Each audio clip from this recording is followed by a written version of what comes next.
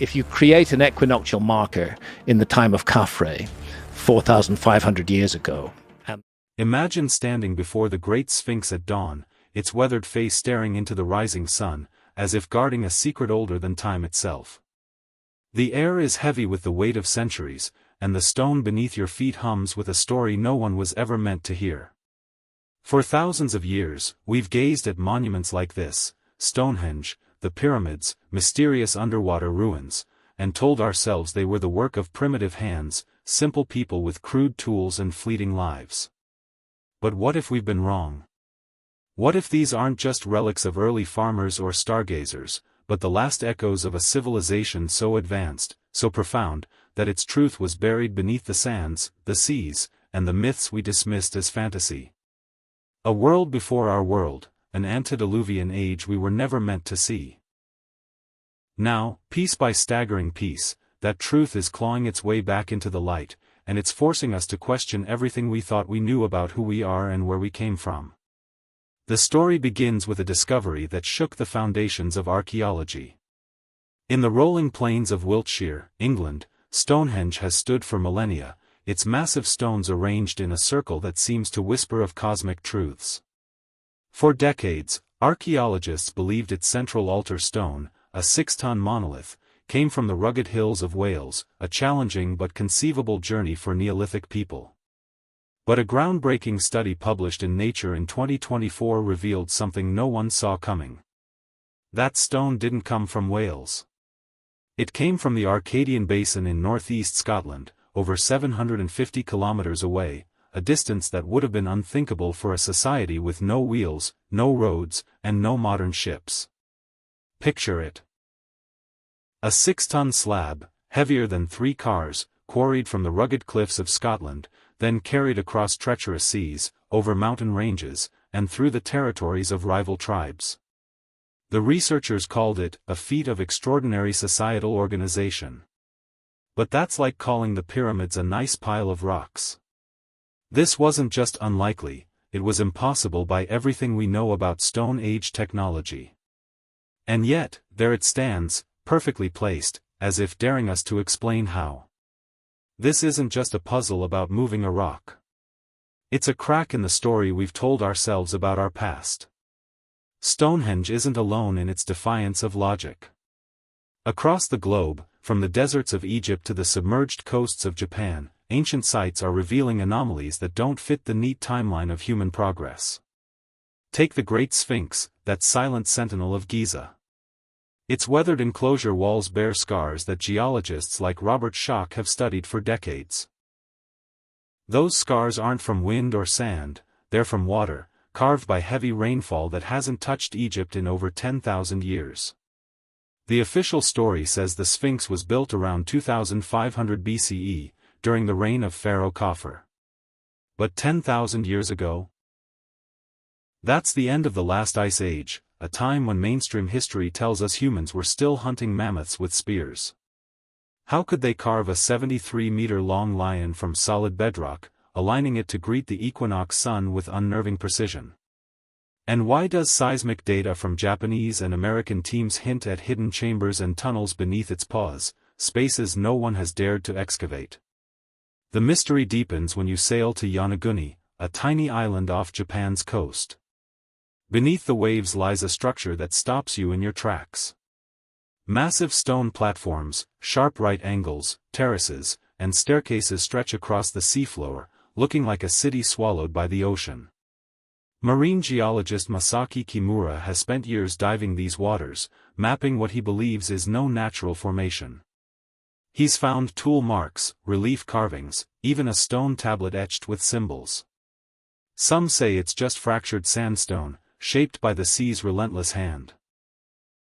But Kimura points to its precision, its scale, 150 meters long, rising 27 meters high, and asks, could nature alone craft something so deliberate? If humans shaped this, it would have been above water 10,000 years ago, before rising seas claimed it. A submerged city from the Ice Age? That's not just a clue, it's a scream from the past, demanding we listen. These sites, Stonehenge, the Sphinx, Yonaguni, aren't just oddities. Their threads in a tapestry we're only beginning to see. Each one challenges the idea that ancient people were simple, isolated, scratching out a living with stone tools. What if they weren't primitive at all? What if they were survivors, remnants of a global civilization that rivaled our own in knowledge, engineering, and ambition? A civilization that faced a cataclysm so devastating it left only its most enduring works behind, monuments built to outlast the flood, the fire, the forgetting. The evidence is mounting, and it's not just in the stones. It's in the stars they tracked, the energies they harnessed, the stories they left for us to find.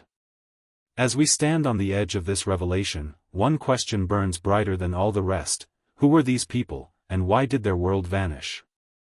The wind howls across the Callanish stones on Scotland's Isle of Lewis, where ancient monoliths stand like sentinels under a sky ablaze with stars. These aren't just rocks, they're a map of the heavens, carved in stone 5,000 years ago. Their cruciform layout tracks lunar cycles with eerie precision, down to the 18.6-year lunar standstill, a dance of shadows and light that takes nearly 2 decades to complete. How did Neolithic people, with no telescopes or written language, master such celestial mathematics? This isn't stargazing, it's a cosmic computer, etched into the earth. And it's not alone. From Stonehenge's eclipse predicting alignments to the Great Pyramid's mirror of Orion's belt, ancient sites worldwide encode astronomical knowledge that defies their time. These weren't random tribes stumbling upon the stars, they shared a blueprint, a system spanning continents. Step back, and the pattern grows stranger. Plot these sites, Stonehenge, Giza, Yonaguni, even the Nazca lines, on a globe, and they form geometric webs, equilateral triangles, great circle routes, distances that echo fractions of Earth's circumference. It's as if someone placed these monuments with planetary precision, like markers on a giant grid. Stranger still, many sit on fault lines or magnetic anomalies, where the Earth hums with energy. The granite of Giza's pyramids, laced with quartz, pulses with piezoelectric sparks under pressure. Malta's hypogeum resonates at 111 Hz, a frequency that can shift human consciousness. Did these builders tap into Earth's hidden currents, harnessing forces we're only now rediscovering? Nikola Tesla once called the Earth a conductor of electricity, a truth he chased in his experiments. What if these ancients knew it first? The evidence mounts, whispering of a lost civilization that didn't just build monuments but wove them into the planet's fabric.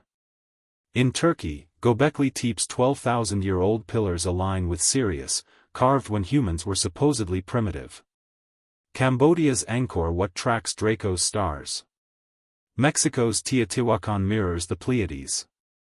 These aren't coincidences, they're signatures of a shared knowledge, passed across oceans and eras. But how? Were these builders a single people, scattered by a cataclysmic flood? Ancient myths, from Sumer to Mesoamerica, speak of a deluge that drowned a golden age, leaving survivors to preserve their wisdom in stone. The Sumerian king list tells of pre-flood rulers who lived for thousands of years, their reigns spanning lifetimes we can't fathom. Could such longevity explain their mastery, generations of observation, unbroken by death? Beneath these sites, secrets wait. Seismic scans reveal tunnels under the Sphinx, voids in the Great Pyramid, pits circling Stonehenge, hidden spaces sealed long ago. Are they vaults, guarding knowledge from a world before ours? The more we uncover, the louder the past speaks, urging us to look deeper, to question harder. These monuments aren't just relics, they're messages, left by those who knew the stars, the earth, and perhaps the fragility of it all. But what catastrophe erased them, and why did they hide their truth so carefully? The earth holds its breath beneath the Great Pyramid, where a hidden void, discovered in 2017 by muon radiography, stretches 30 meters above the Grand Gallery. This isn't just a gap in the stone, it's a secret chamber, sealed for millennia, its purpose as enigmatic as the stars it aligns with. Researchers like May Taube, who led the Scan Pyramids project, describe it with awe, noting its precise construction mirrors the pyramid's grandest halls. Could this be the fabled Hall of Records, whispered about in ancient legends, a vault of knowledge safeguarded by a civilization facing its end? Across the globe, similar mysteries lurk underground. At Stonehenge, ground-penetrating radar has unveiled a ring of massive pits, 1.2 miles wide, encircling the site like a silent guardian. In Malta, the hypogeum's labyrinthine chambers, carved from solid limestone, resonate with frequencies that seem to touch the soul. These aren't random discoveries, they're deliberate, hidden beneath the surface, as if their builders meant to preserve something for a future they wouldn't live to see. The question haunts us: what were they protecting, and from what? Imagine a world on the brink, its people watching the skies darken and the seas rise. Ancient stories, from the Bible's Nephilim to the Sumerian kings who ruled for tens of thousands of years, speak of a time before a great flood, a deluge that swept away a golden age. These tales, echoed in Mesoamerican myths of giant builders and Pacific Island legends of drowned ancestors, feel less like fantasy with every new find. What if they're memories, fragmented but true, of an antediluvian world? A civilization that mastered astronomy, engineering, and perhaps even the Earth's unseen energies, only to face a catastrophe that left only their strongest works behind. The trilithon stones at Baalbek, Lebanon, weigh 800 tons each, fitted with a precision that baffles modern engineers. In Peru, Sacsayhuaman's 200-ton blocks lock so tightly a blade of grass can't slip between them.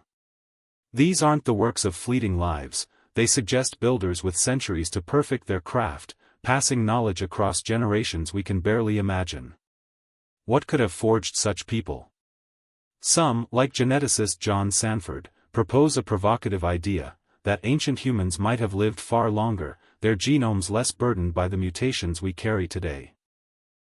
A 900-year lifespan would mean one person could watch the stars for centuries, track cycles like the 26,000-year precession of the equinoxes, and oversee projects spanning lifetimes. No writing needed, just memory, sharp and unbroken. This could explain how Neolithic societies, without script or wheels, encoded complex mathematics into stone circles and pyramids. The Callanish stones, aligned to lunar cycles, and Stonehenge, predicting eclipses, aren't crude, they're instruments, built by minds that saw the cosmos as a living map. But if such a civilization existed, what erased it? Geologists point to the end of the last ice age, around 10,500 BCE, when melting glaciers unleashed floods that reshaped the world. Yonaguni's submerged terraces, the Sphinx's water-worn walls, both point to this time, when seas rose and swallowed coastlines. Was this the cataclysm that drowned their world, leaving only these defiant markers? Yet the deeper we dig, the more we find. In Turkey, Derinku유's underground city plunges 18 levels, built to shelter thousands. In Ecuador, the Cueva de los Tellos holds rumors of metallic libraries inscribed with unknown scripts. Even Arab historians like al-Makrizi wrote of tunnels linking Giza's pyramids to the Nile, paths untraced by modern hands.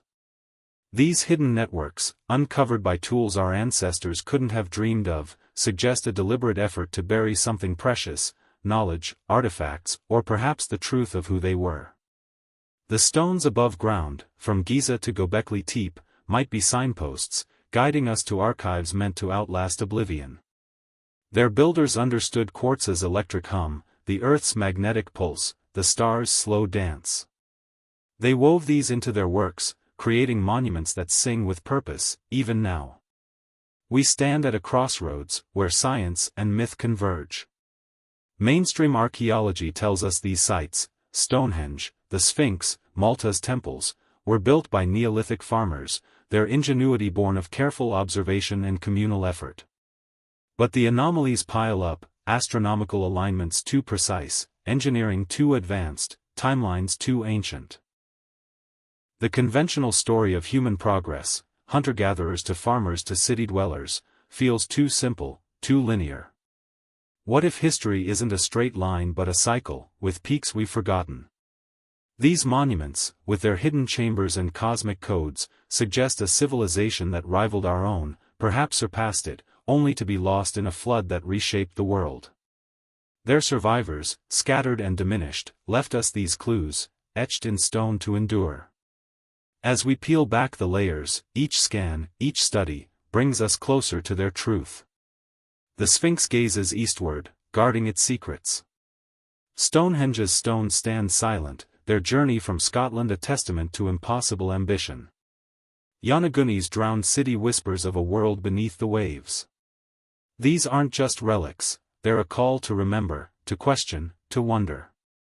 Were these our ancestors, more brilliant than we knew? Or survivors of a lost world, their knowledge sealed away for a time when we'd be ready to listen? The past is alive, speaking through every stone, every tunnel, every starlit alignment.